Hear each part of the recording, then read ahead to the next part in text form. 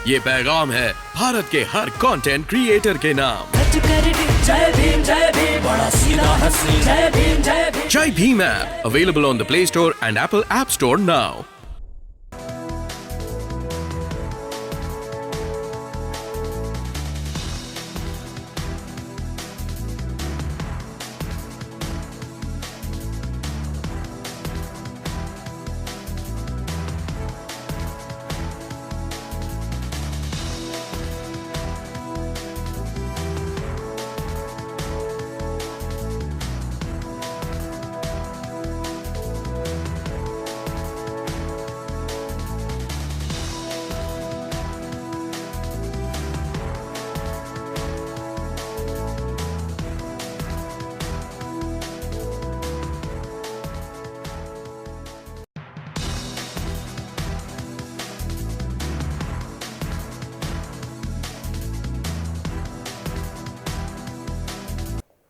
बाबासाहेब देशाचे होते, सर्वांचे होते. त्यांच्या जीवनाचा पट जर आपण बघितला तर संघर्ष आणि संघर्षच आहे. दलित, पीडित, शोषित समाजासाठी, एकूणच बहुजन समाजाच्या उन्नतीसाठी त्यांनी आपल्या आयुष्याचा कणनिकण वेचला. बाबासाहेब आम्हाला आता नवीन पिढीसमोर ठेवावे लागतील. 1956 नंतरचा 30-40 वर्षाचा कालखंड आता आपल्याला बाजूला ठेवला पाहिजे, कारण की जो आक्रमकपणा, जो एल्गार करण्याची भाषा,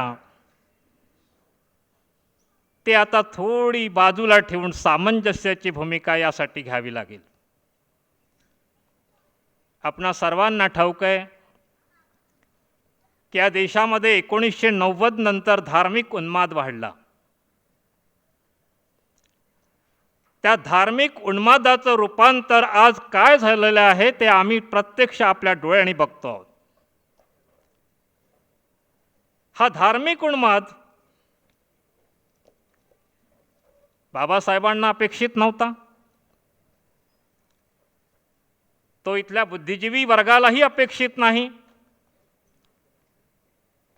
कारण आमचं भारतीय संविधान हे धर्मनिरपेक्षच आहे.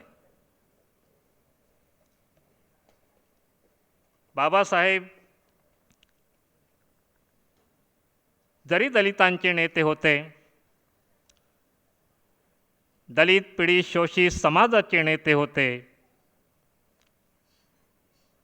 तरी देखील त्यांच्यापुढे त्यांच्या उत्थानासोबतच राष्ट्राचं उत्थान कसं होईल हा देखील प्रश्न असायचा.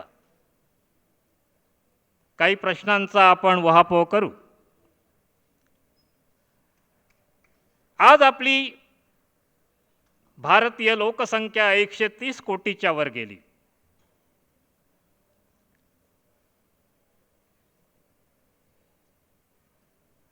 दोन 2021 जनगणना झाली नाही, कोरोना असल्यामुळं. त्यामुळं 2021 नंतरचा नक्की आकडा कुणालाही माहीत नाही, कारण दर 10 वर्षांनी जनगणना होते. पण कुटुंब नियोजन आणि संतती नियमन या संदर्भामध्ये बाबासाहेब फार आग्रही होते. 1936चा सुमार स्वतंत्र मजूर पक्षाचे ते नेते आहेत आणि विधिमंडळामध्ये त्यावेळेला त्यांच्या पक्षाचे 14 आमदार निवडून आलेले आहेत. बाबासाहेब गटनेते आहेत स्वतंत्र मजूर पक्षाचे. या स्वतंत्र मजूर पक्षाने संतती नियमनाचा प्रस्ताव विधिमंडळाच्या अध्यक्षापुढे ठेवला, पण तो प्रस्ताव बाळगला, कारण की त्या काळामध्ये या विषयावरती कुणीच गांभीर्याने घेत नव्हतं. अध्यात्माचा पगडा त्या काळात त्यावेळच्या लोकांवरती होता. ते म्हणाले की नाही, संतती नियमनाच्या संदर्भामध्ये आता बोलू नका, कारण की हा संयमाचा अध्यात्माचा वेगळा विषय आहे. प्रस्ताव बाळगला. पण तेव्हापासून बाबासाहेब संतती नियमनाच्या, कुटुंब नियोजनाच्या फार आग्रही राहिलेत. या सगळ्या प्रश्नांच्या मागे त्यांचा राष्ट्रीय भाव कोणता होता तो आपण समजून घेणार आहोत.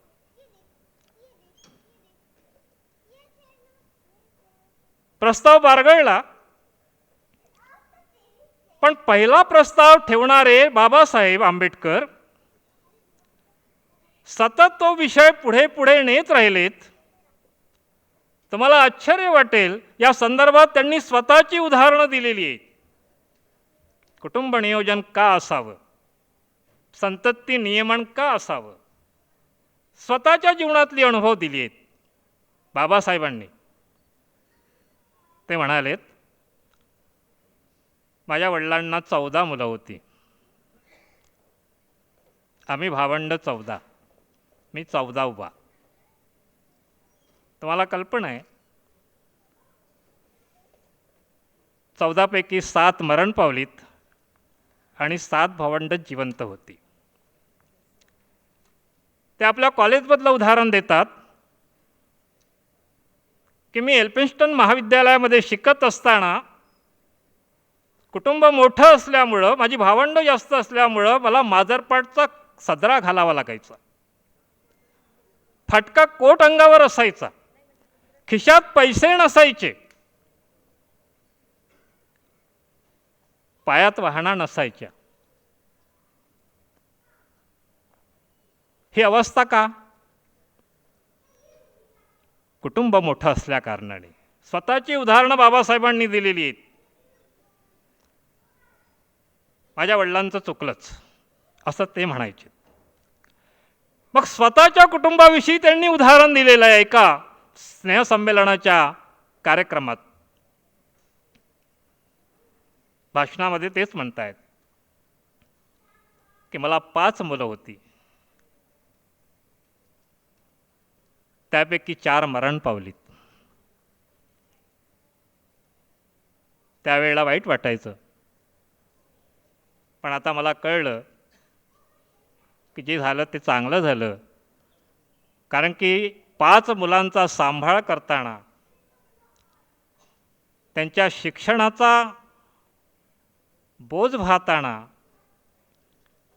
मला किती कष्ट सहन करावे लागले असते हे आत्ता कळतं. हे त्यांच्या जीवनातलीच उदाहरणं आहेत. आणि मग कुटुंब नियोजनाचा, संतती नियमनाचा जो प्रस्ताव पहिल्यांदा स्वतंत्र मजूर पक्षाचे गटनेते असताना बाबासाहेबांनी मांडला, तोच प्रस्ताव अधिकृत भारत स्वतंत्र झाल्यानंतर 1951 मध्ये पंचवार्षिक योजनेत पहिल्यांदा कुटुंब नियोजनाच्या प्रस्तावावर भारत सरकारने 70 लाख रुपयाचं अनुदान दिलं आणि तो प्रस्ताव कायद्याने अंमलात आणला. आज करोडो रुपये आपण कुटुंब नियोजनावर खर्च करतो आहे. बाबासाहेबांची दृष्टी बघा. राष्ट्र निर्माणासाठी दूरदृष्टीचा नेता हवा असतो आणि बाबासाहेबांमध्ये ती दूरदृष्टी होती. आज 14 अप्रैल पूरे भारत में बाबा साहब का जन्मदिन मनाया जा रहा है, आप सभी जानते हैं.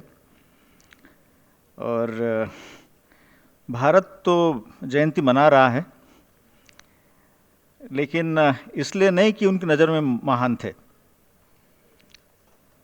क्योंकि बता दूं आज और एक बात है, और पता है क्या बात है, आज एक सार्वजनिक छुट्टी है, पब्लिक हॉलीडे है.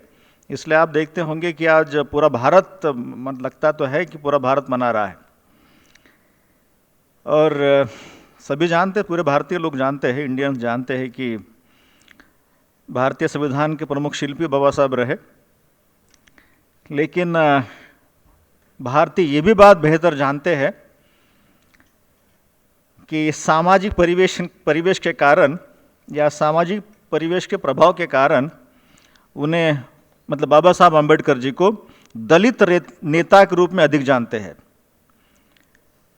लेकिन किंतु क्या कोई बताएगा कि समता, स्वतंत्रता, भाईचारा की बात संविधान में लिखने वाले बाबा साहब को आप दलित कैसे मानते हैं?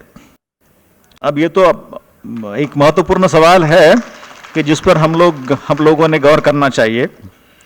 अब मैं बता दूं दलित यानी क्या होता है। दलित यानी शोषित, पीड़ित, और ये एक अवस्था होती है। कोई शोषित हो, पीड़ित हो, अवस्था होती है। लेकिन व्यक्ति का अवस्थांतर भी होता है, ठीक है ना।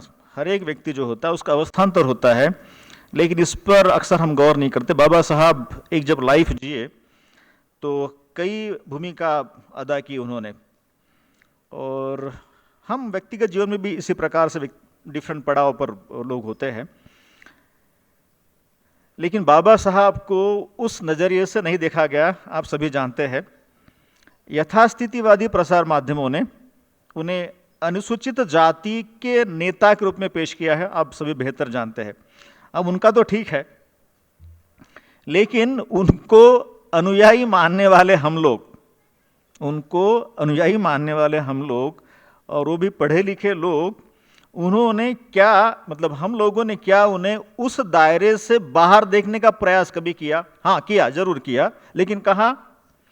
माइक पर और किताबों में, और सपोज दूसरे जाति के लोगों के सामने बताने की बात आती है तो हाँ, बाबा साहब फिर वो बड़े आदमी के रूप में पेश करते, बोलते हैं। बस यहीं तक सीमित रहे हम लोग। और इसीलिए सुशिक्षित लोग भी भ्रमित हुए हैं। और यही कारण था कि आप सभी जानते हैं कि सुशिक्षित लोग जो समाज में होते हैं उन्हीं का मार्गदर्शन, मतलब वही लोग मार्गदर्शक होते हैं। अब जब हम लोग ही भ्रमित थे तो ऑब्वियस है कि बाकी समाज भ्रमित आपको दिखाई देता है। और यही परिणाम था कि आप लोग जैसे उत्तर नागपुर से हम लोग जरी पटका, फिर पावर ग्रिड चौक, फिर नारा रोड, और फिर टेका नाका जब आए तो आपने देखा होगा उत्तर नागपुर मतलब खास तो पावर ग्रिड से टेका नाका तक आपने जो बाबा साहब को जिस तरह से लोगों ने प्रेजेंट किया है, प्रदर्शित करने का प्रयास किया है। बाबा साहब को मतलब बाबा साहब को और बाबा साहब के लोग, हम समझ सकते हैं बात। लेकिन ऐसा हुआ क्यों? पहली बात तो समझना बहुत जरूरी है कि ऐसा हुआ क्यों। राजनीति वालों का अपना एक महत्व होता है, लेकिन आपने मतलब सभी लोगों ने, हम लोग ने उतना ही महत्व देना चाहिए राजनीति को जितना उसका सिग्निफिकेंस है। बाबा साहब को नीले कल्चर में प्रेजेंट करने के लिए, मतलब नीला कल्चर बाबा साहब को चिपका दिया है, उसके जिम्मेदार उस वक्त के शेड्यूल्ड कास्ट फेडरेशन के नेता है, जिसके बारे में यदि आप लोग प्रेजेंटेशन में थे तो आप सभी बेहतर जानते हैं। ये तो अच्छा हुआ कि बाबा साहब ने राजनीति को दोयम मान का धर्मांतर पहले कर लिया, क्योंकि यदि ऐसा नहीं होता तो उनको मानने वाला समाज अधर्म में लटका हुआ आप देखते। उनको मानने वाला समाज हम देखते कि अधर्म में लटका होता है। क्यों? क्योंकि इन्हीं शेड्यूल कास्ट फेडरेशन के नेताओं ने बाबा साहब के पार्थिव पर कौन सा फ्लैग डाल दिया था? जब उनकी अंत्य यात्रा निकली थी बंबई से 7 दिसंबर 56 को, तो उनके पार्थिव पर, उनकी डेड बॉडी पर नीले रंग का फ्लैग, मतलब वैसे नीले रंग का फ्लैग नहीं था, वो शेड्यूल कास्ट फेडरेशन का फ्लैग था। वो क्यों डाल दिया था? क्योंकि वो चाहते थे कि 3 महीने बाद में इलेक्शन है, तो इस प्रकार हम उसका फायदा हमें होगा।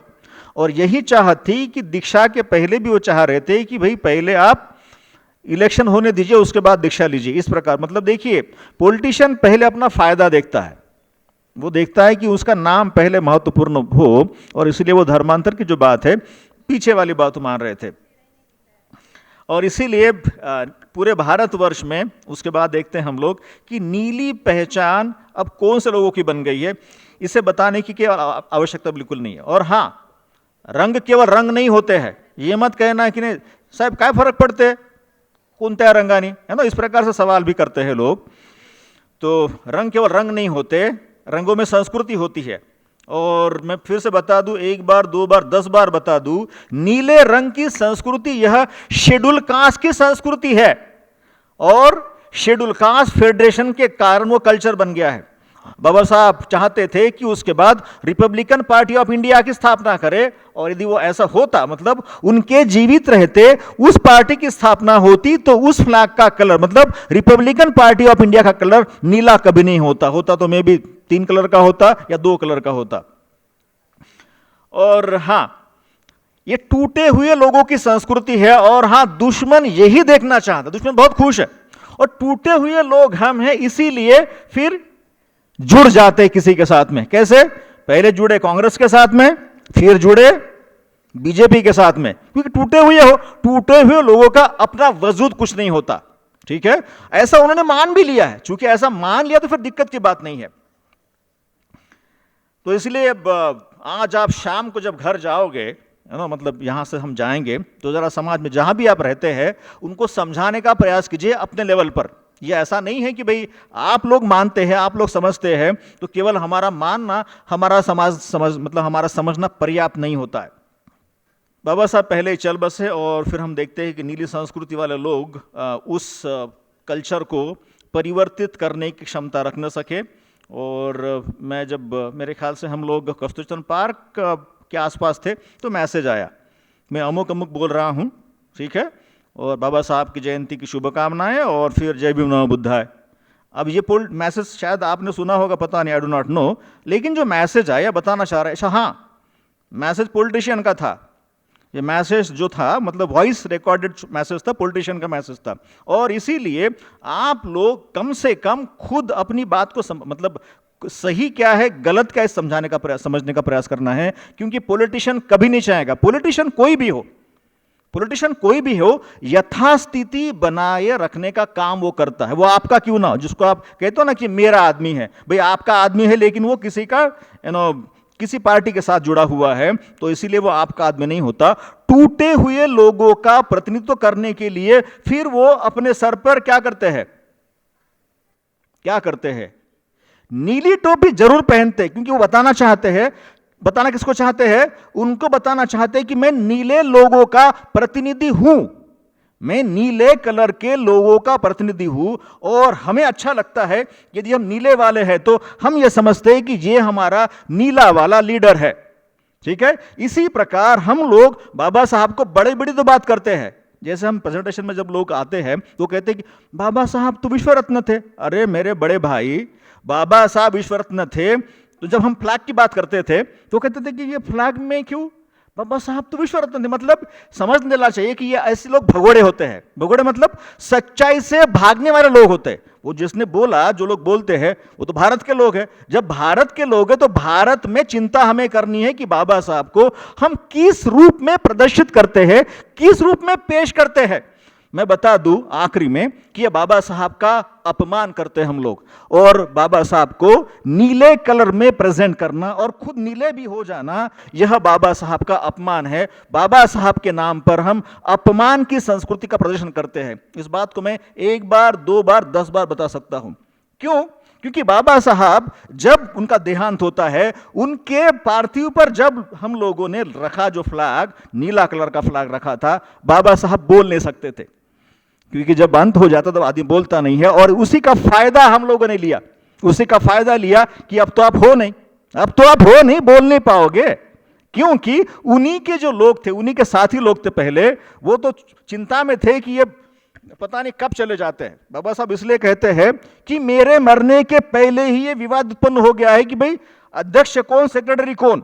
मतलब ये जैसे घर में कहते हैं ना, बूढ़ा कब कब जाता है, उस प्रकार हम जो लोग किस मानसिकता में जी रहे समझ सकते हो आप। और हम ही लोगों ने बाबा साहब को एससी के बाबा साहब, दलितों के बाबा साहब इस रूप में पेश किया। और ये हमने गलती जरूर की है, और इस गलती को, चूंकि गलती हमने की है, गलती को सुधारने का प्रयास है। और हां, कुछ ये मत समझिएगा कि सभी लोग मान जाएंगे, आसानी से मानते नहीं है, लेकिन आम लोग अच्छे होते हैं, आम लोग समझदार होते हैं। और दूसरी बात, आम लोग इतने चीटर नहीं होते हैं। चीटर तो हम लोग होते हैं। जो पढ़ा लिखा आदमी होता है ना, समाज को सही दिशा में ले जा सकता है और वो गलत राह भी दिखा सकता है। इसीलिए आप पढ़े लिखे लोगों को पहचान ही है, वो केवल डिग्री है उसके पास में या कोई बड़ा ओहदा है, तो उसके पीछे जाएंगे तो बिल्कुल फंसते रहेंगे हम लोग। तो इसलिए हम ये चाहते हैं कि बाबा साहब के नाम पर ना तो हम खुद लोगों ने फंसना चाहिए और ना किसी को फंसाना चाहिए। बाबा साहब का जो भी कद था उस कद के हिसाब से उनको प्रेजेंट करना चाहिए। राष्ट्र निर्माता डॉक्टर अंबेडकर जयंती के अवसर पर मंच पर उपस्थित आज के कार्यक्रम के अध्यक्ष प्रेमा श्रीमा,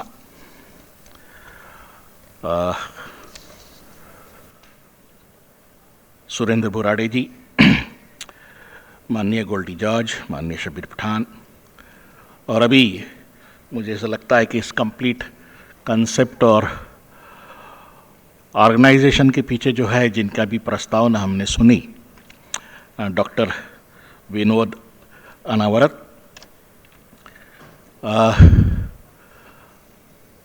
हर युग में महापुरुषों ने अपनी क्षमता, अपने ज्ञान, अपनी योग्यता से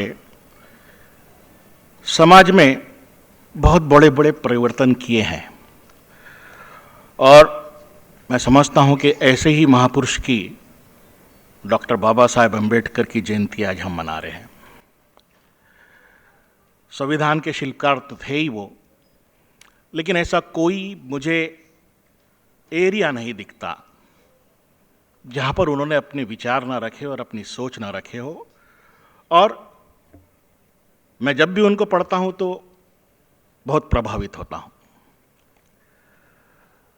मैं इससे पहले कि मेरी स्पीच के थोड़े से डिटेल में जाऊं, अनावरत साहब ने जैसा शुरुआत किया था कि उन्हें एक दलित आइकॉन के रूप में पेश कर दिया गया है।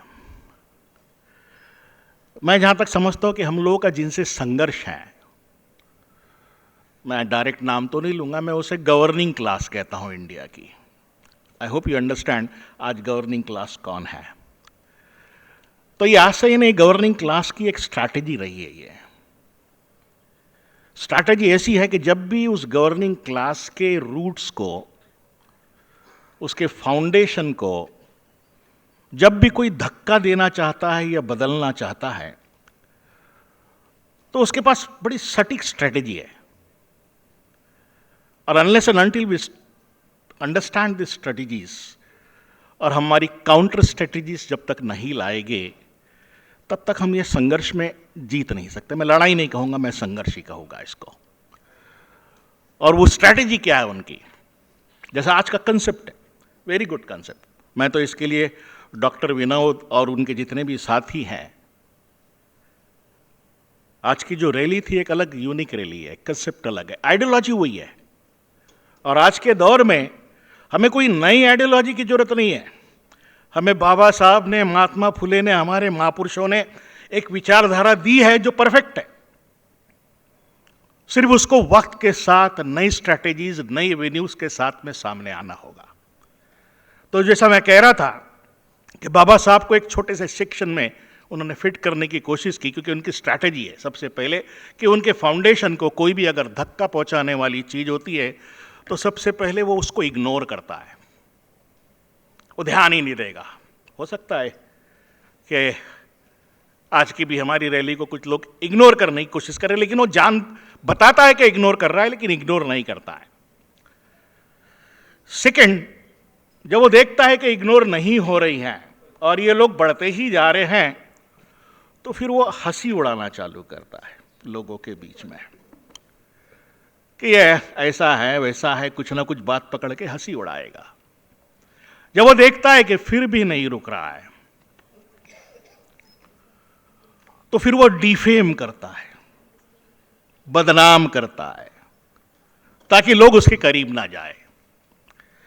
और जब देख रहा है कि बदनामी से भी फर्क नहीं पड़ता है, तो फिर उसे वो एक छोटे से कॉर्नर में डालने की कोशिश करता है। जो आपने कहा ना कि दलित राष्ट्र निर्माता को जो संविधान लिखे, who can give this concept, who can write such a beautiful constitution, how can be he only a Dalit leader? I don't think so. It's very wrong. और शायद उसके जिम्मेदार हम लोग भी हैं, 100% है। तो डिफेम करता है और नहीं तो फिर वो छोटे से सेक्शन में डाल देगा और आखिरी में जब कुछ नहीं होता है तो वो गोली मारता है। मैं तो समझता हूं कि हम उस 5वें रिश्ते तक पहुंचेंगे, जिस दिन पहुंच गए उस दिन समझ लेना हम बहुत मजबूत हो चुके हैं। मैं राष्ट्र निर्माता की जब बात करता हूं डॉक्टर बाबा साहब अंबेडकर की, तो I just try to study his concepts on nation. कि बाबा साहब एक राष्ट्र के बारे में क्या सोचते थे, क्या कंसेप्ट था, क्या उनका सोच था।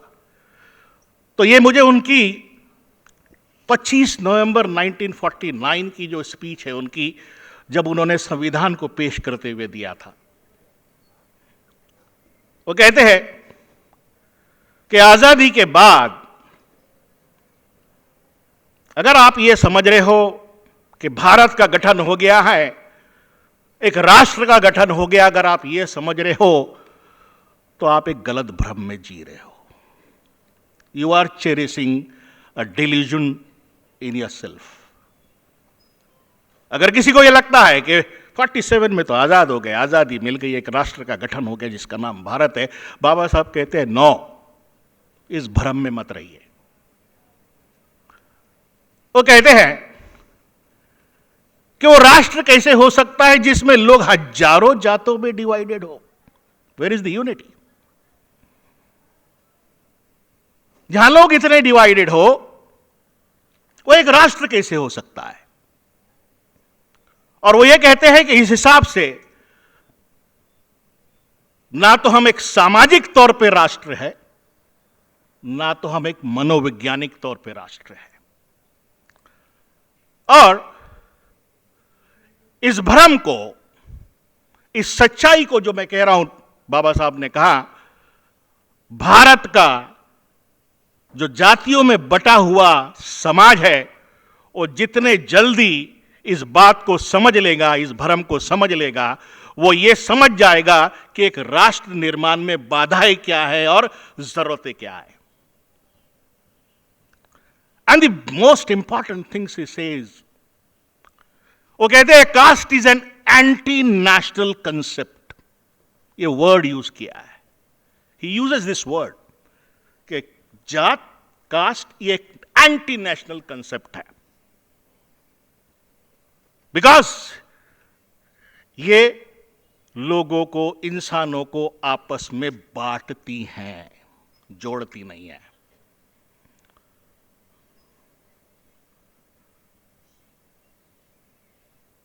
वो कहते हैं कि ये कास्ट सिस्टम जो है ये घृणा और ईर्ष्या पैदा करता है, जेलेसी एंड घृणा पैदा करता है। और ऐसे सिस्टम में अगर आप समझ रहे हो कि सिर्फ आपका एक कॉन्स्टिट्यूशन देने से या आजाद होने से भारत एक राष्ट्र निर्माण हो गया, तो वो सोचते ये भ्रम से दूर हो जाना चाहिए। अगर हम देखें तो महात्मा फुले भी इन्हीं विचारों के थे। अगर स्पीचेस को एनालाइज किया जाए, महात्मा फुले की, डॉक्टर बाबा साहब अंबेडकर की, और ये जब 25 नवंबर की 1947 की वो जब मैंने उनकी स्पीच पढ़ी, तो एक बात समझ में आती है कि उस टाइम पर कॉन्स्टिट्यूशन को देते वक्त भी बाबा साहब के दिमाग में कहीं analysis of caste was also equally important issue. आज मैं फिर सभी ऑर्गेनाइजर्स को दिल से धन्यवाद देता हूं कि आपने ये मौका दिया ये देखने का, and I would like to be a part of it always. और आखिरी में सिर्फ ताई का संदेशा भी आ गया है तो जाना पड़ेगा, तो आखिरी में सिर्फ आपके इस आज के कार्यक्रम के लिए नहीं, इस कंसेप्ट के लिए भी, इस सोच के लिए भी, और ये आगे बढ़ेगी, मैं इतना 100% श्योर हूँ, क्योंकि एक नई सोच के साथ ही काम करना होगा, और आप वो दे रहे हैं डॉक्टर विनोद अनावरत जी।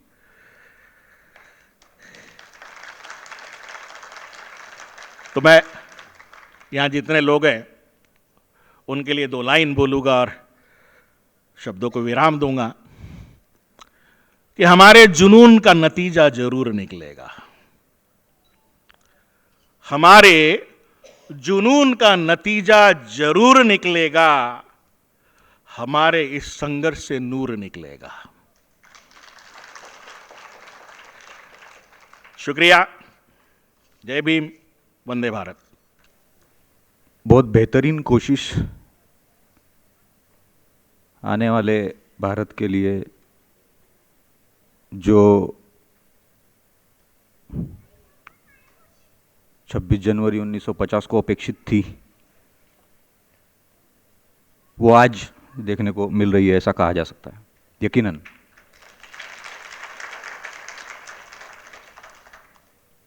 और ये बात सभी जानते हैं, फिर भी मैं इसको दोहरा दूं कि मैं अगर यहाँ पर ये अपना टोपी कुर्ता पहनकर यहाँ पर अगर आपके सामने हूँ, तो इसकी वजह कॉन्स्टिट्यूशन में मेरा जो आर्टिकल 25, 26, 27 में जो प्रावधान है,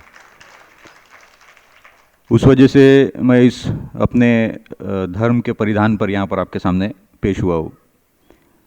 और ये भी कह देना चाहता हूँ कि आर्टिकल 19 में ये प्रावधान है कि मैं अपनी बात को पूरी आज़ादी से कह सकूँ।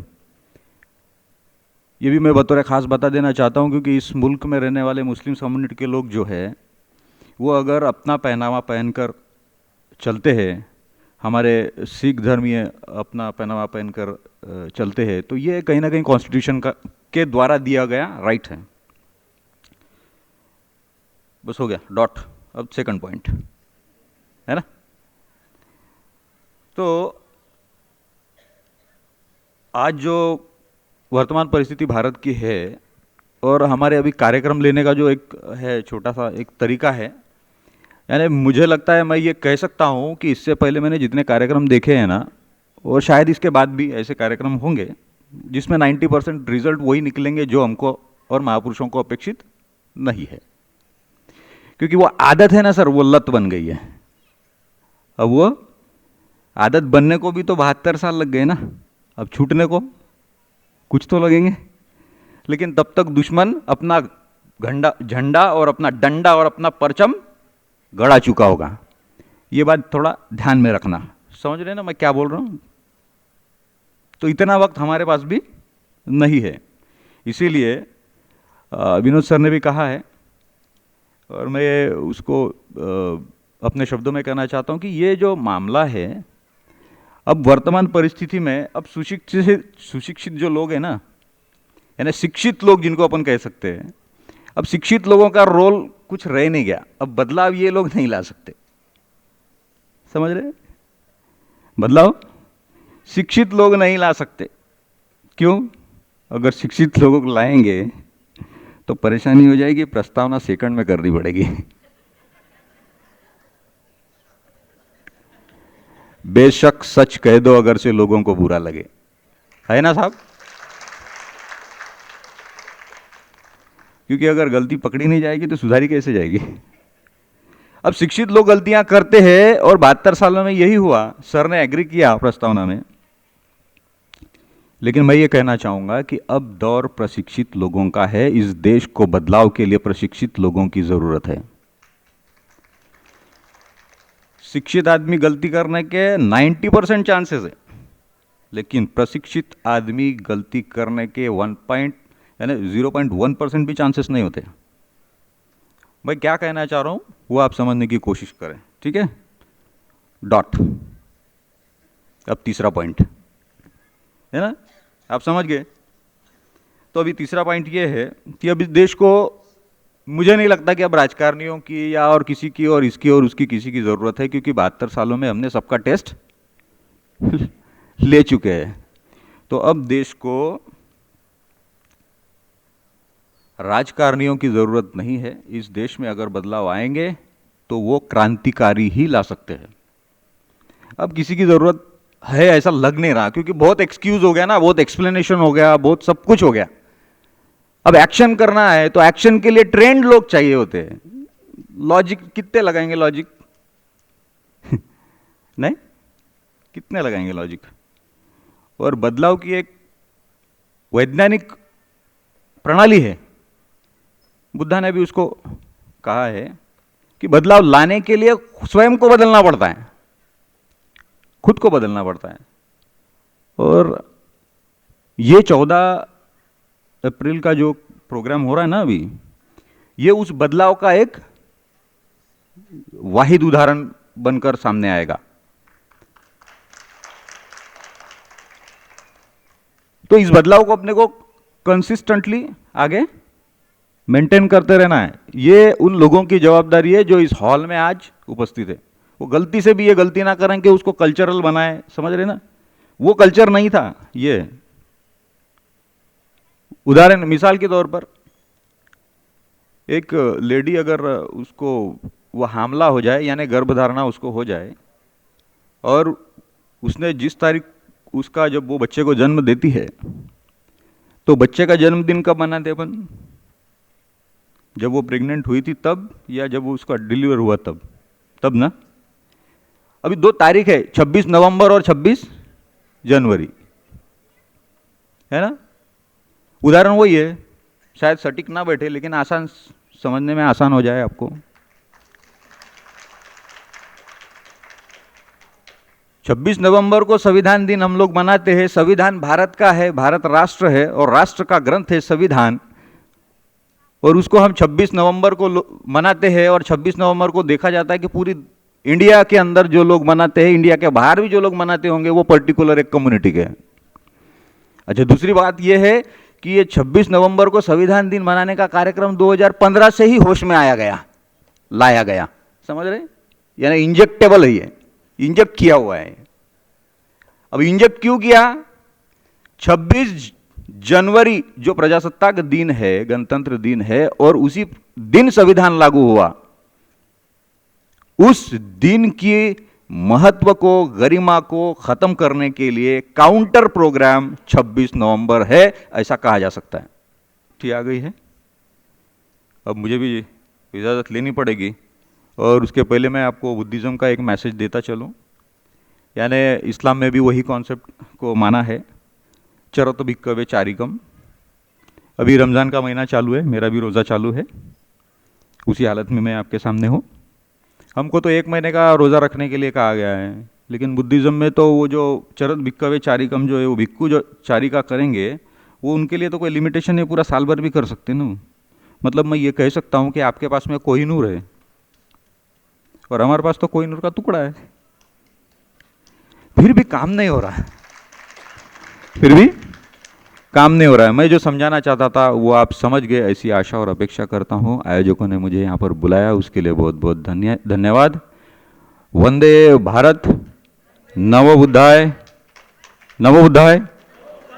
जय भीम।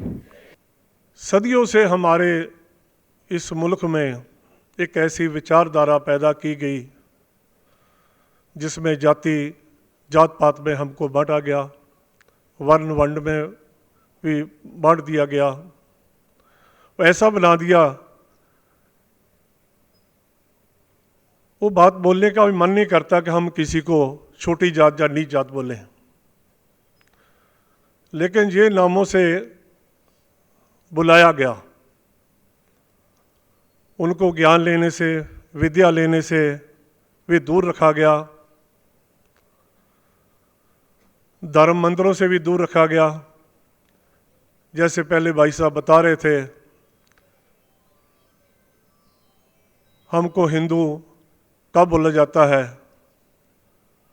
जब झगड़े कराने हैं, जब वोट लेना है। हमको मंदिर में जाने का भी अधिकार नहीं था। इसके लिए बाबा साहब ने बहुत संघर्ष किया है। उसके पहले आज मैं थोड़ा आपको बताता चलूं कि गुरु नानक साहब ने भी इसके लिए बहुत संघर्ष किया है। वो बोलते हैं, बाबा देखे ध्यान तर जलती सब पृथ्वी दिखे आई। पृथ्वी कैसे जल रही थी? कोई आग तो नहीं लगती पृथ्वी को। यही था कि जात पात में लोगों को बांटा गया था। आज के दिन हमारे 10वें गुरु गोविंद सिंह जी ने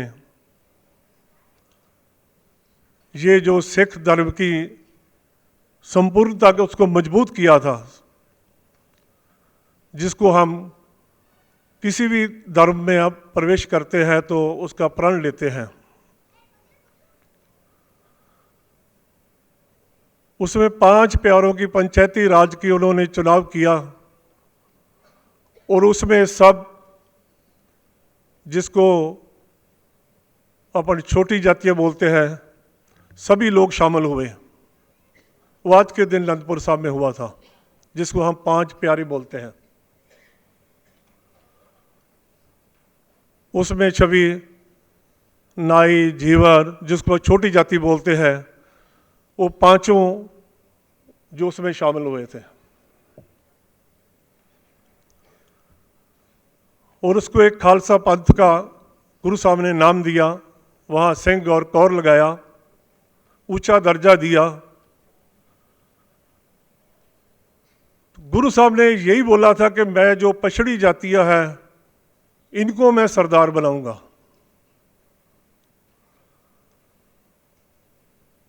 और उस टाइम जो हमारे हिंदू राजे थे, भाईदार के राजे जो थे, उन्होंने इस बात का बहुत विरोध किया था कि आप छोटी जातियों को क्यों ये पहल देकर बराबर में खड़ा कर रहे हो, क्यों ज्ञान उनको दे रहे हो, ये तो हमारे नीचे सेवक बनकर रहने लायक है। जो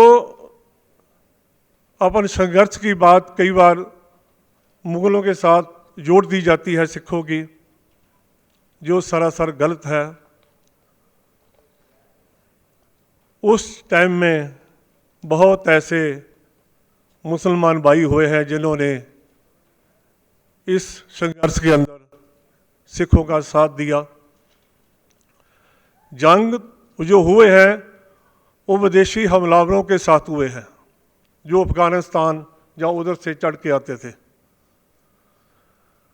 अपने देश में जो संघर्ष था, ये जो मनुवादी सोच जो मनुष्यता के अंदर मनुष्यता को बांटती है,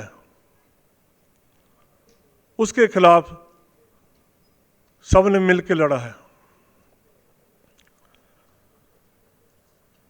इसमें जो प्रैक्टिकल है, हमारे जो सिख धर्म में ज़्यादा प्रैक्टिकल किया जाता है। जो पहरावे की बात आती है, जो आजकल ये चल रहा है, जैसे मुसलमान भाई, उनके जो औरतें हैं जो बुर्का पहनती है, उसके ऊपर भी विवाद उठा है।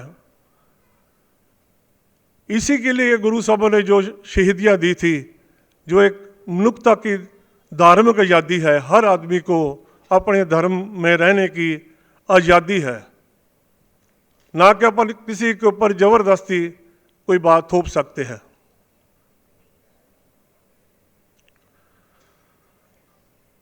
ये उस ज़माने में आज से करीब 500 साल पहले जो हालात और नाजुक थे,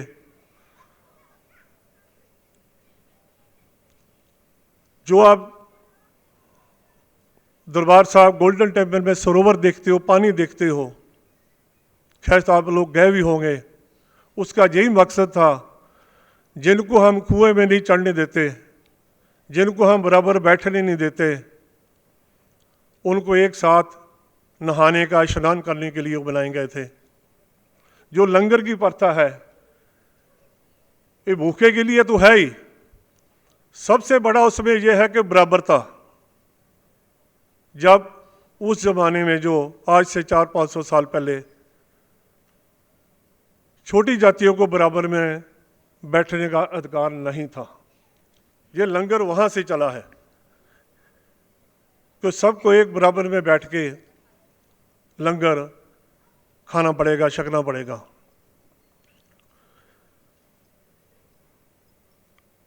और ये गुरु साहबों ने एकदम उसके ऊपर बहुत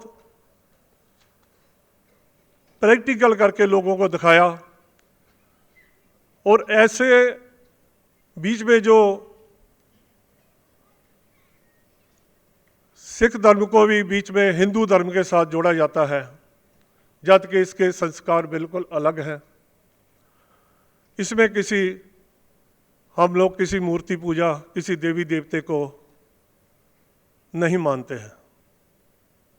हम मनुष्यता के अंदर, इंसानियत के अंदर उस खुदा को, उस वाहिगुरु को देखते हैं। वो इंसानों के अंदर है, वो किसी और जगह में बैठा हुआ नहीं है। अगर हम आपस में मिलकर नहीं रहेंगे तो कितनी भी कोई पूजा करते रहें तो उसमें भगवान अपने को मिलने वाला नहीं है।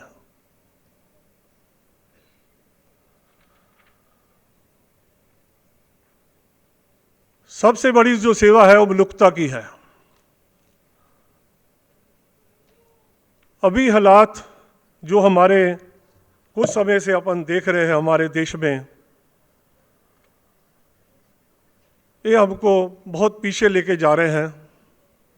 फिर धर्म के नाम पर, धर्म तो एक होता है प्रैक्टिकल जीवन जीने के लिए, अच्छी जीवन जांच। जैसे अपन बच्चों को अलग अलग स्कूलों में भेजते हैं, वहाँ बच्चे अच्छी शिक्षा लेते हैं, ऐसे ये हमारे धर्म बने हुए हैं। हम मनुष्य तो एक ही है, हम अच्छी शिक्षा लेनी है। अभी ये हो रहा है कि धर्म वो चीज बन चुकी है कि जैसे एक दूसरे के दुश्मन बनते जा रहे हैं। पहले जातिवाद के नाम पर दुश्मनी की गई, अभी धर्म के नाम पर हो रही है। जब मानते सबको एक ही, वो प्रभु है, वो खुदा है, वो अल्लाह है, वो परमात्मा है, वो राम है, वो रहीम है, सब बोलते वो एक है। अगर एक है तो अपन लड़ते क्यों हैं? अब झगड़ते किस बात की है? जो लोग हैं उनके लिए बहुत तकलीफ पर आएगा। महंगाई बढ़ रही है, हर तरफ हाहाकार मची हुई है, लेकिन एक धर्म की घुटी देकर कुछ लोगों को उकसा के एक जाति दंगे करवाए जा रहे हैं। इसके लिए आप सब लोगों को तैयार रहना चाहिए, मिलजुल कर। ऐसा कहीं होता है तो लोगों की दुकानें जलाई जाती है, घर जलाए जाते हैं, तो अपने को मिलजुल कर खड़ा होना पड़ेगा इस जुल्म के खिलाफ। यही बात कहता हुआ मैं आपसे क्षमा मांगता हूँ। वाहिगुरु जी का खालसा, वाहिगुरु जी की। बाबा साहब अम्बेडकर के जन्म उत्सव के संदर्भ को हम एक राष्ट्र निर्माता डॉक्टर अम्बेडकर के रूप में हम उसको कन्वर्ट करना चाहते हैं, उसको परिवर्तित करना चाहते हैं। लेकिन मैं थोड़ा सा कुछ सवाल रखना चाहूँगा। शायद मुझसे पूर्व में जो वक्तागण जो बातें बोले हैं उससे थोड़ा सा भिन्न है ये मुझे नहीं मालूम है। मैं अभी एक हमारे छत्तीसगढ़ में पूरा बस्तर का एक इलाका है, तो मैं बस्तर के इलाके का एक फैक्ट फाइंडिंग इन्वेस्टिगेशन टीम को लेके वहाँ गया और उसका एक सप्ताह तक इन्वेस्टिगेशन करके मैं जहाँ से आया हूँ, जहाँ एक अभियान चल रहा है, बहुत गंभीर रीति से एक अभियान चल रहा है। विशेषकर वो उन लोगों को जो टारगेट करके ये अभियान चलाया जा रहा है, जो एक समय में जो अपने आप को हिंदू लिखते थे वो अब अपने आप को ईसाई बोलते हैं। उनको टारगेट करके एक अभियान चलाया जा रहा है जिसका नाम है घर वापसी। आप में से कुछ लोगों ने सुना होगा इस नाम को, इस शब्द को सुना होगा, घर वापसी। इससे पहले मैं कई सारे फैक्ट फाइंडिंग में रहा हूँ, मैं कई सारे फैक्ट फाइंडिंग में देश के अलग अलग इलाके में गया हूँ। 3-4 फैक्ट फाइंडिंग के छोटा मैं संदर्भ को रखता हूँ, अपनी बातों को शुरुआत करूँगा। पहला चीज़ है कि लव जिहाद, ये शब्द हम 10 साल पहले नहीं सुने थे, लेकिन आज आए दिन हम सुनते हैं लव जिहाद। दूसरा शब्द है बीफ ईटिंग, गौमांस के खाने से उत्पन्न होने वाली क्या बड़ी समस्या है। तीसरा है गोरक्षक। हमारी सारी सड़कों पे गाय घूमती रहेंगी, लेकिन गोरक्षक अपना काम करने का दावा करती है। चौथा है घर वापसी, जिसके बारे में मैंने जिक्र किया। मैं ये बातें इन संदर्भ में रख रहा हूं जब हम अंबेडकर को, डॉक्टर बाबा साहेब अंबेडकर को एक राष्ट्र निर्माता के रूप में हम स्थापित करना चाहते हैं, और इसके सामने के हमारे चैलेंजेस क्या है, चुनौतियां क्या है। यदि आप सोचते हैं कि ये रास्ता बहुत आसान है, तो ये उतना आसान नहीं है। मैं इसको शुरुआत में ही बोलना चाहता हूं। ये आसान आप और हम मिलके बना सकते हैं। शायद हमको बहुत ज़्यादा इसके लिए मेहनत करने की आवश्यकता है, बहुत काम करने की आवश्यकता है, फील्ड में उतरने की आवश्यकता है। इस प्रकार के एसी हॉल में बैठ के ये काम आसान नहीं होगा। आपको इसकी इस बात की गंभीरता को समझते हुए जिम्मेदारी के साथ में ये बात बोलने की आवश्यकता है कि क्या वास्तव में हम डॉक्टर बाबा साहब अंबेडकर को एक राष्ट्र निर्माता के रूप में देखना चाहते हैं या नहीं चाहते हैं। देखना चाहते हैं तो मुझे नहीं मालूम है से आप में से कितने लोग उसके लिए काम करने के लिए तैयार हैं। यहां पे तो तैयार होंगे, हाथ उठा दोगे, लेकिन जब मैं बोलूंगा कि आइए आप सिटी शहर को छोड़ के थोड़ा धूप में चलिए, तो पसीना लगेगा, तब आपके शरीर से बदबू आएंगे। उन गरीब मजदूर, किसान, दलित, आदिवासियों की जो गलियारों में जब घूमने की बात आएगी, तब अधिकांश लोग पीछे हटते हैं। और ये मेरा पिछले 33 साल का अनुभव है। मैं कोई 1 साल के या 5 साल के या 10 साल के नहीं, पूरे 33 इयर्स ऑफ एक्सपीरियंस से मैं आपको बता रहा हूं कि ये बहुत कंसिस्टेंट अनुभव है। ये मैं हर एक आंदोलन में देखता हूं, और मैं कुछ बातों को आपके सामने में सोचने के लिए, थॉट्स के लिए, चिंतन के लिए आज के इस दोपहर के समय में छोड़ना चाहता हूं। एक तो बात जो मैंने जैसे बताया अभी, पहला चीज है कि आज जिस तरीके से हमारे देश में धर्म को लेके जो रिलीजियस फ्रेंजी चल रहा है, जिस रीति से जो धर्म के नाम से एक पागलपन जो हमारे देश में चल रहा है, इसके विपरीत क्या हम लोग पीसफुल कोएग्जिस्टेंस की बात कह सकेंगे? मतलब आप भी रहिए, हम भी रहे। संविधान के आर्टिकल्स बता देते हमारे पूर्व के सारे वक्तागण। आर्टिकल 25 में दिया है कि कोई भी व्यक्ति अपनी इच्छा के अनुसार जिस धर्म या पंथ को वो मानना चाहे उसको माने, उसका प्रचार करे, उसमें लोगों को सम्मिलित कर भी सकता है। तो अब संविधान की एक तरफ में बात कहते हैं और दूसरी तरफ में एंटी कन्वर्शन लॉस लाते हैं। संविधान की एक तरफ बात करते हैं, दूसरी तरफ हिजाब नहीं पहन सकने की बात कहते हैं। आप किस चीज को ज्यादा महत्व देते हैं? संविधान को या उस संविधान के आधार पर बने हुए उस कानून को? किस चीज को आप ज्यादा इंपॉर्टेंस देते हैं? ये एक सवाल आपको और हर एक व्यक्ति जो बाबा साहेब अंबेडकर को राष्ट्र निर्माता के रूप से स्थापित करना चाहते हैं, उसको सोचने की आवश्यकता है और इसकी जवाब के साथ में जाए। बिना बेजवाब मत जाइएगा। खाली अंबेडकर को एक राष्ट्र निर्माता के रूप से घोषित करके एक नए भगवान की सृष्टि की आवश्यकता नहीं है। 33 कोटि ऑलरेडी है, 33 कोटि यहां पे है, 33 कोटि एक की आवश्यकता नहीं है।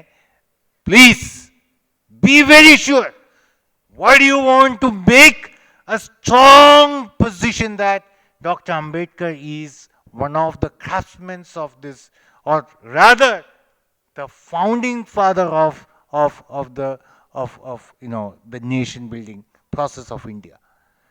इसकी जवाब आपको जब तक नहीं मिलेगा तब तक आप नहीं जाइए. दूसरा एक चीज है,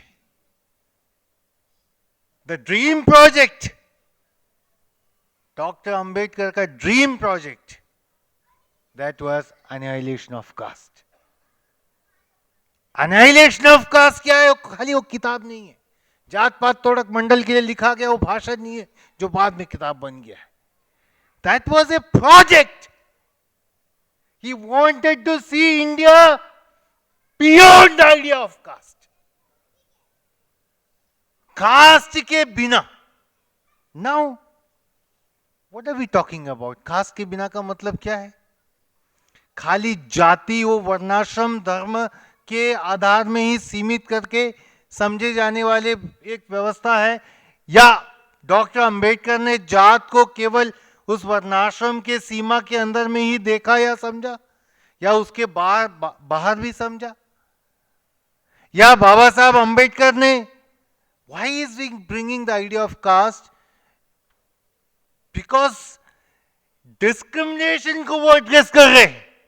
He is addressing the whole notion of discrimination. भेदभाव, विवेचना, और उसको तोड़ने की बात कह रहे हैं, चाहे वो हिंदू धर्म को ही तोड़ने की बात क्यों ना हो.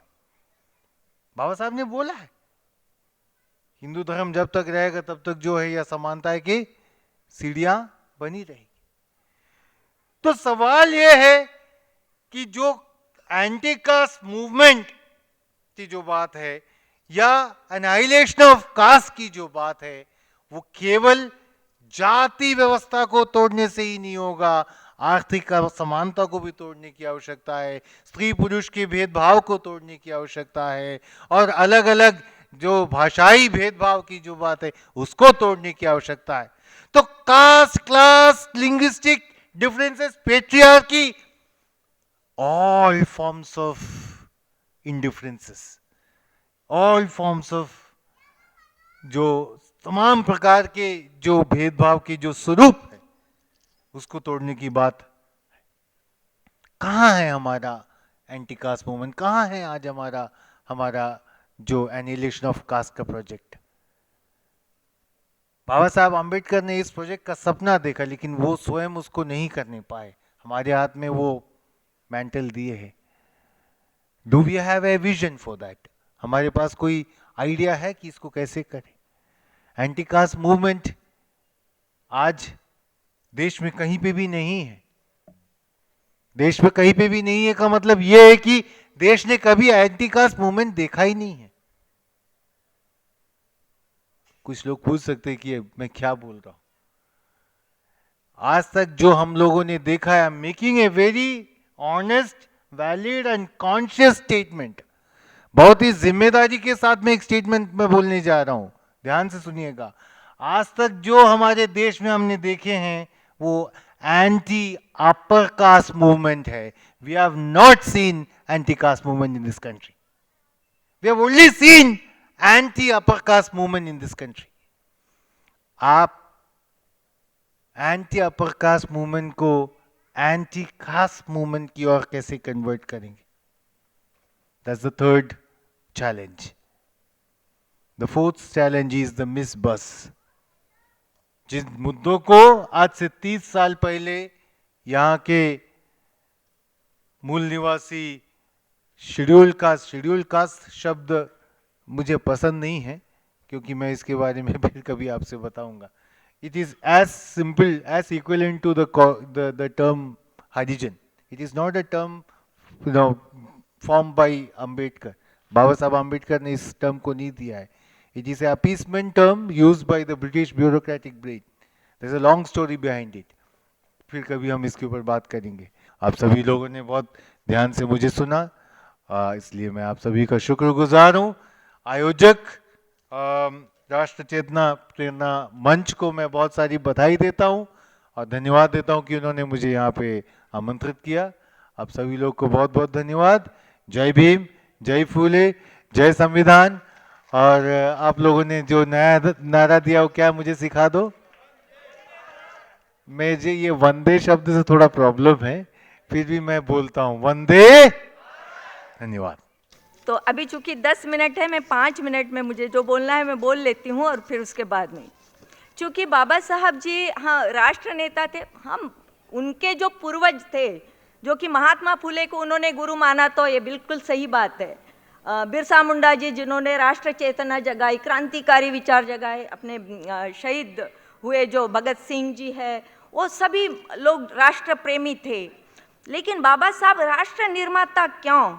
क्योंकि बाबा साहब जी ने जो संविधान दिए वो एक राष्ट्र का निर्माण करने हेतु दिए, और राष्ट्र का निर्माण करने के लिए जो पूर्वी शर्तें होती है, वो पूर्वी शर्तें पूरी होने के साथ ही राष्ट्र का निर्माण होकर आपकी डेमोक्रेसी, जिसे लोकतंत्र हम कहते हैं, जनतंत्र कहते हैं, वह विकसित हो पाएगा। अन्यथा आपने जितनी भी समस्याएं आज रखी है वो क्यों? क्योंकि यहाँ पर राष्ट्र भावना नहीं है। और राष्ट्र भावना क्यों नहीं है? क्योंकि जो मूलभूत उसके पिलर्स होते हैं, जिसमें बंधुभाव होना चाहिए, समता स्वातंत्र्य की बात तो हम कर ही लेते हैं, लेकिन जो बंधुभाव होना चाहिए वो बंधुभाव विकसित नहीं होने के कारण आज राष्ट्र निर्माण के लिए जो पूर्व शर्त है वो है जाति का विनाश होना चाहिए। जैसे कि जॉर्जी गोल्ड साहब ने अभी बोला ही है कि भाई जाति का विनाश हो, मतलब एनिहिलेशन ऑफ कास्ट पर जो बाबा साहब के विचार थे उस पर भी अमल करना होगा। तो इस बात के साथ मैं थोड़ा बताना चाहूँगी कि बाबा साहब क्या कहते हैं लोकशाही के बारे में, वो लोक राज्य के बारे में। तो उन्होंने जो भाषण दिया था पुणे डिस्ट्रिक्ट में 22 दिसंबर 1952 का, वो कहते हैं कि जो गणतांत्रिक व्यवस्था होती है वो हमेशा ऐसी टिकी नहीं रहती, हमेशा it is not a constant thing, वो बदलते रहती है, और वो बदलते रहते हैं, और हम भी बदलाव देख ही रहे हैं। तो ऐसा मत सोचिए कि ये अपने आप से हुआ है, इसके लिए कुछ हम भी तो जिम्मेदार है। एज ए लोग, as a we the people of India, we too are very much responsible for all these things, what I feel. So बाबा साहब के जो हाइपोथेसिस है कि भाई लोकशाही एकदम एक देश में भी वो समान रूप में नहीं रहती, काल के साथ वो शायद बदल सकती है। तो अनेकों देशों की उदाहरण देकर बाबा साहब वो बातें रखते हैं। और पूर्व शर्तें क्या रखते हैं कि क्या पूर्वी शर्तें होती है लोकशाही को विकसित करने के लिए, दृढ़ करने के लिए? सबसे पहले बात है कि भयानक असमानता, विषमता ना हो। और हम देख पा रहे हैं कि आज भी 72 साल के बाद में भी, 1950 के बाद 72 साल के बाद में भी हम विषमतावादी सामाजिक व्यवस्था में जी रहे हैं, हाँ या ना? अगर हम जी रहे हैं, इसका मतलब हमने अगर सामाजिक विषमता को, असमानता को, चाहे वो आर्थिक रूप की हो, शिक्षा की हो, और महत्वपूर्ण है सामाजिक, जो कि वर्णों की व्यवस्था की जो बात होती है कि सामाजिक व्यवस्था में, जैसे कि हमारे एडवोकेट साहब ने भी एक बार सर के मंच पर बात किए थे कि भाई शुद्ध हिंदू एंड अशुद्ध हिंदू, लाइक दैट। तो इस प्रकार की जो जाति व्यवस्था है, वो जाति व्यवस्था बहुत ही महत्वपूर्ण है, वो अगर नहीं मिटती है।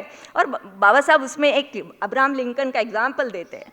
वे कहते हैं कि अब्राहम लिंकन ने कहा है, जिन्होंने लोकशाही for the people, by the people, of the people वगैरह बोले हैं, लेकिन बाबा साहब कहते हैं कि मेरी नज़र में लोकतंत्र कैसा हो कि रक्तपात के बिना, गोल्डी साहब, रक्तपात के बिना, एक भी रक्त का बूंद, मतलब खून का बूंद ना गिरते हुए, जब आर्थिक और सामाजिक परिस्थिति में, व्यक्ति के सामाजिक परिस्थिति में आमूलाग्र बदल होगा, पूरी तरह चेंज होगा, वही लोकशाही की व्याख्या बाबा साहब देते।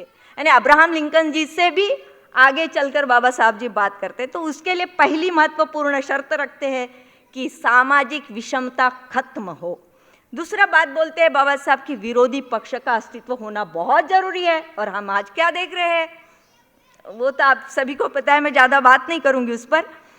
तीसरी बात बाबा साहब कहते हैं कि कानून और प्रशासन में सभी को समान अवसर मिले और सब लोगों के साथ सम प्रकार का व्यवहार हो। मतलब समान अवसर तो मिले ही मिले, लेकिन समान अवसर की, समान व्यवहार की भी बात करते हैं बाबा साहब, कितना इम्पोर्टेंट है।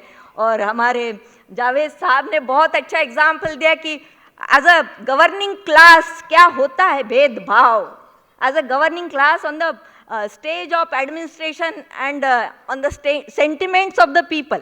जो सर ने बात की है कि गवर्निंग क्लास के जो मेन जो दो कंपोनेंट होते हैं, sentiments of the people, the control of sentiments of the people, and second part is the sentiment of the administration of the on the executives। तो इस प्रकार के एडमिनिस्ट्रेशन में भी कंट्रोल रखना, तो इस प्रकार का जो गवर्निंग क्लास है वो तो भाई भेदभाव ही कर रहा है, तो इसको बदलना होगा ना। सवाल कहाँ उठता है, अभी हम आगे भी आएंगे तो थोड़ी हम बाबा साहब की पूर्वी शर्तों को पहले समझ ले, बाकी साथियों को जिनको मालूम है उनको एक रिवीजन के तौर पर, और जिन्हें नहीं पता है तो कृपया इस बात को भी समझ लीजिए। चौथी बात बाबा साहब लिखते हैं कि संवैधानिक नैतिकता बहुत इंपॉर्टेंट है। संविधान के प्रति हमारी नैतिकता क्या है, हमारी नैतिक जवाबदारी क्या है। जो भी संवैधानिक पदों पर बैठे हुए लोग हैं उनको तो है ही है, लेकिन as the people of India हमारी भी तो संवैधानिक नैतिकता है। हम भी संविधान के मूल्यों को अभी तक के समझ नहीं पाए हैं वो क्या है, और अब बिल्कुल गए ही नहीं संविधान के साथ, यानी हमने वो जिस प्रकार से उसका प्रोपेगेशन करना था वो नहीं किया। बाबा साहब कहते हैं जो संविधान मैंने लिखा है वो तो एक कंकाल के समान है, जो अस्थि पंजर शरीर होता है ना उसके समान, कंकाल के समान है, लेकिन उस पर मांस आना यानी संवैधानिक नैतिकता, तो उसको मांस लाने की जवाबदारी everybody is responsible for that. फिर वो आपका लेजिस्लेटिव विंग हो, फिर आपका एडमिनिस्ट्रेटिव विंग हो, या आपकी जुडिशियरी हो, and the public of India too, ठीक है ना। तो संवैधानिक नैतिकता एक और पूर्वी शर्त है, यानी उसमें वही बहुमत वालों ने अल्पमत वालों पर जुल्म नहीं ढाना चाहिए, दैट इज व्हाट द संवैधानिक नैतिकता मीन्स। फिर आगे बाबा साहब कहते हैं कि समाज में का समता मूलक नैतिक अधिष्ठान। अरे भाई हम तो अभी भी स्टेज पर भी हमने अपने धर्मों की बात कर रहे हैं, क्या जरूरत है।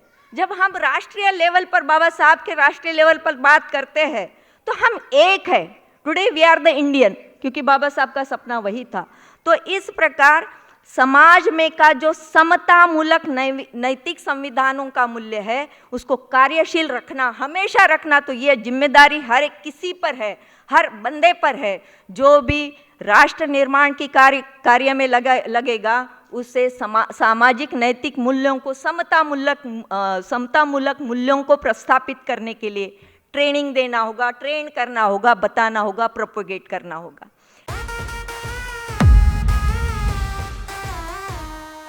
ये पैगाम है भारत के हर कंटेंट क्रिएटर के नाम। जय भीम बड़ा सीधा हंसी, जय भीम जय Bhim app available on the play store and Apple app store now.